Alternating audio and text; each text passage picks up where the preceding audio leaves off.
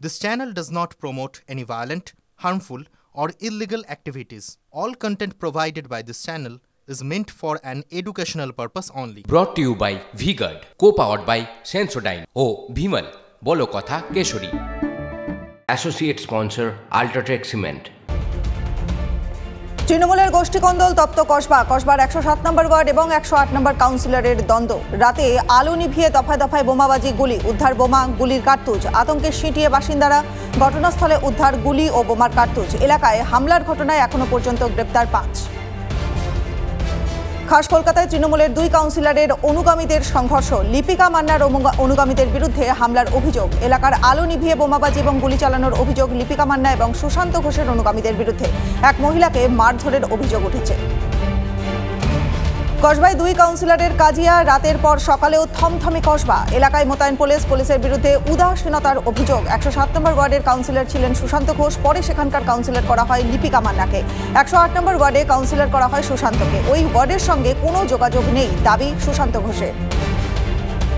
রানীগঞ্জে সোনার দোকানে ডাকাতিতে বিহার গ্যাংয়ের যোগ, ধৃত গুলিবিদ্ধ ডাকাত। ডাকাতিতে ব্যবহৃত গাড়ির সন্ধান মিলেছে। গিরিডিতে উদ্ধার ডাকাতিতে ব্যবহৃত ছিনতাই হওয়া 4 চাকার গাড়ি। ডাকাতির ঘটনায় গ্রেপ্তার মোস্ট ওয়ান্টেড ডাকাত সুরজ কুমার সেন। ভোটের পরে অশান্তি থামার নাম নেই মুর্শিদাবাদে। খুন তৃণমূল কর্মী, অভিযোগের তীর বিজেপির দিকে। বাইকে যাওয়ার পথে তৃণমূল নেতাকে লক্ষ্য করে গুলি। জখম অবস্থায় প্রথমে স্থানীয় এবং পরে মুর্শিদাবাদ মেডিকেলে আনা হয়, সেখানে মৃত্যু হয় ওই তৃণমূল কর্মীর।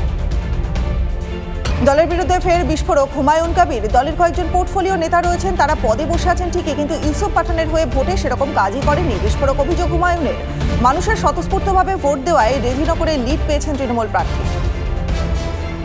এবার ঢোলাহাটে বিজেপি সমর্থক এবং তার পরিবারের লোকজনকে মারধরের অভিযোগ। মারধরের পরে বাড়ি থেকে তাড়িয়ে তালা লাগিয়ে দেওয়া হয় বলে অভিযোগ। তৃণমূলের মদতে মারধরের অভিযোগ পদ্ম শিবিরের। অভিযোগ মানতে নারাজ শাসক দল। তৃণমূল বিজেপি সংঘর্ষে তপ্ত আরামবাগের অর্জুনপাড়ায় তৃণমূল কর্মীকে মারধরের অভিযোগ। হামলার অভিযোগ বিজেপির বিরুদ্ধে। ক্লাব থেকে বাড়ি ফেরার সময় তৃণমূল কর্মীর উপর হামলার অভিযোগ। বাঁশ লাঠি দিয়ে বেধড়ক মারধর। গুরুতর জখম অবস্থায় আরামবাগ মেডিকেল কলেজ হাসপাতালে ভর্তি ওই তৃণমূল কর্মী। পাল্টা তৃণমূলের বিরুদ্ধে বাড়ি বাড়ি গিয়ে হামলার অভিযোগ বিজেপির। রায়গঞ্জে ফের সক্রিয় কিডনি পাচার চক্র। টাকার লোভ দেখিয়ে গৃহবধূর কিডনি পাচারের অভিযোগ। রায়গঞ্জের ঝিন্দলে ফের সক্রিয় কিডনি পাচার চক্র। টাকার লোভ দেখিয়ে কিডনি বিক্রি করে আর্থিক প্রতারণার অভিযোগে চাঞ্চল্য। কিডনি বিক্রির পর মেলেনি টাকা, এমনকি টাকা চাইলেও বেধড়ক মারধরের অভিযোগ। প্রাণনাশের হুমকি দেওয়ার অভিযোগ উঠেছে। কবে ঘুম ভাঙবে প্রশাসনের? অভিযোগ পেয়েও কেন কোনো পদক্ষেপ করেনি পুলিশ, উঠছে প্রশ্ন। মোদী সরকারের শপথের দিনই জম্মু কাশ্মীরে জঙ্গি হামলা। রিয়াসিতে পুণ্যার্থীদের বাসে হামলা, মৃত 9, জখম 33। শিবখেরি মন্দির থেকে কাটরার দিকে যাচ্ছিল বাসটি। সেই সময় বাস লক্ষ্য করে গুলি চালায় জঙ্গিরা। নিয়ন্ত্রণ হারিয়ে খাদে পড়ে যায় বাসটি। ঘটনাস্থলে পৌঁছে তদন্ত শুরু করেছে এনআইএ। সকাল থেকেই জঙ্গিদের খোঁজে রাইসিতে তল্লাশি অভিযান। 2 থেকে 3 জন জঙ্গি লুকিয়ে থাকার আশঙ্কা রয়েছে। ঘন জঙ্গলে জঙ্গিদের খোঁজে চিরুনি তল্লাশি। ড্রোন উড়িয়ে চলছে নজরদারি। গোটা এলাকা ঘিরে রেখেছে সেনাবাহিনী এবং জম্মু কাশ্মীর পুলিশ। কাশ্মীরে জঙ্গি হামলা, দুর্গতদের সব রকম সাহায্যের আশ্বাস প্রধানমন্ত্রী। নিহত এবং আহতদের পরিবারকে সাহায্য করতে নির্দেশ রাজ্যপালকে। প্রধানমন্ত্রীর শপথের দিনই রিয়াসিতে পুণ্যার্থীদের বাসে হামলা। জঙ্গিদের হামলার তীব্র নিন্দা শাহ, রাহুল, প্রিয়াঙ্কা এবং মল্লিকার্জুন খার্গের। জঙ্গি হামলার ঘটনায় তদন্তের দাবি মুখ্যমন্ত্রী মমতা বন্দ্যোপাধ্যায়ের। আজই কেন্দ্রীয় মন্ত্রিসভার মন্ত্রীদের দপ্তর বন্টন। গতকালই পূর্ণমন্ত্রী হিসেবে শপথ নেন 30 জন মন্ত্রী। শপথ নেন শরিক দলের 5 জন। শরিক দলগুলি কোন কোন দপ্তর পাবে আজ স্পষ্ট হবে। বাংলা থেকে শপথ সুকান্ত মজুমদার এবং শান্তনু ঠাকুরের। কোন দপ্তর জানা যাবে আজ। শপথের পরই এনডিএতে ভাঙনের ইঙ্গিত। পছন্দের পদ না পেয়ে জোট ছাড়তে পারে এনসিপি অজিত গোষ্ঠী। এনডিএ ছাড়ার ইঙ্গিত এনসিপি অজিত শিবিরের সাংসদ প্রফুল্ল প্যাটেলের। পছন্দমতো পদ না পেলে পরবর্তী সিদ্ধান্ত জানালেন প্রফুল্ল। কাল শপথের পর আজ নরেন্দ্র মোদী এবং শেখ হাসিনার বৈঠক। হায়দ্রাবাদ হাউসে দ্বিপাক্ষিক বৈঠক। ভারত বাংলাদেশের সম্পর্ক চুক্তি নিয়ে বৈঠকে আলোচনার সম্ভাবনা। বৈঠকে তিস্তা গঙ্গার জলবন্টন, বাণিজ্য, পণ্য সরবরাহে গুরুত্ব নিয়ে আলোচনা হতে পারে।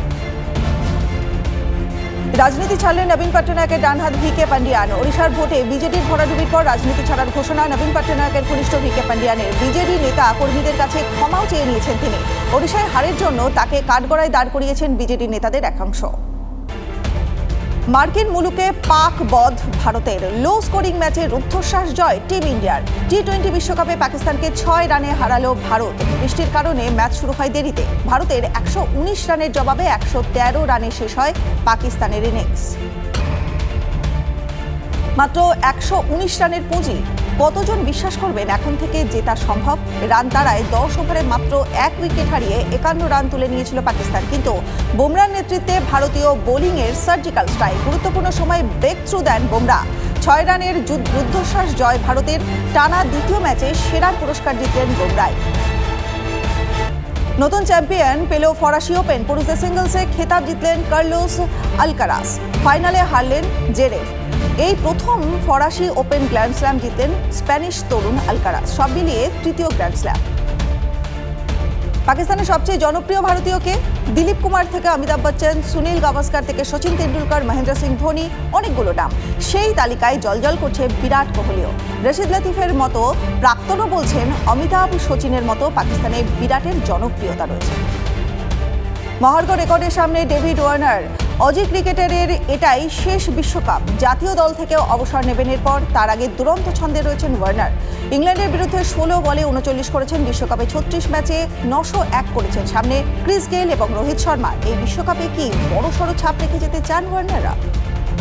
ব্রট to you by V-Guard, co-powered by Sensodyne ও ভিমল বলো কথা কেশরী। Associate sponsor UltraTech cement.